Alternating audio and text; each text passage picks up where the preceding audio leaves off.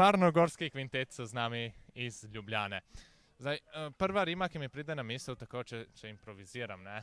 Ni sploh napisana tukaj, bi lahko bila od meglice do veselice, ne? Kako je bila pot do Števerjana?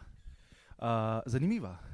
Ko bi rekel, štartali smo v 11, smo rekli, da bomo zaradi gužve in vse tako dalje, ker dan danes na cestah je nepredvidljivo, smo rekli, da bomo malo prej štartali, smo se stavili lepo na kafet, tukaj v Gorici.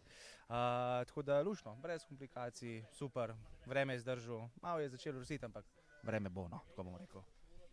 Kaj pa na odru? Kako ste se začutili?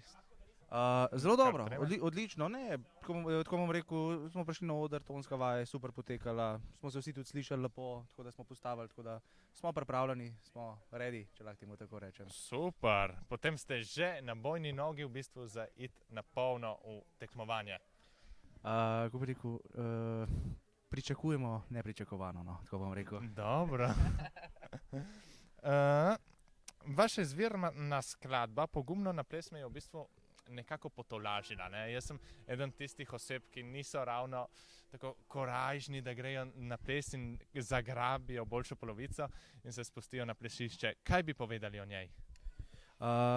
Predvsem, ker smo pač, ko bi rekel, se pogovarjali za to polko, kako bi jo sestavili in tudi, ko smo se pogovarjali z Tomijem Bodino in tudi tekstopiscem Bernardom Miklavcem, smo nekako rekli, dajmo neki mladim, ne?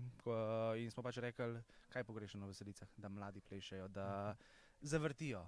In smo nekako rekli, da bomo dali v ospredje tudi tekste nekako tako sestavljen, da naša pevka Ana, ne, vabi fante na ples, ne. Zaradi tega je tudi tak nastal Pogumno na ples. Tako da zaradi tega je tako nastala polka, kakor je. Potem takem vam upam, da bodo tudi kasneje, se bo kdo okorajžil iz publike in bo zaplesal tukaj pred odrom. Več kot dobrodošli. Fajn bi bilo, a ne? Ok, hvala za pogovor in srečno na tekmovanju. Najlepša hvala za sprejem.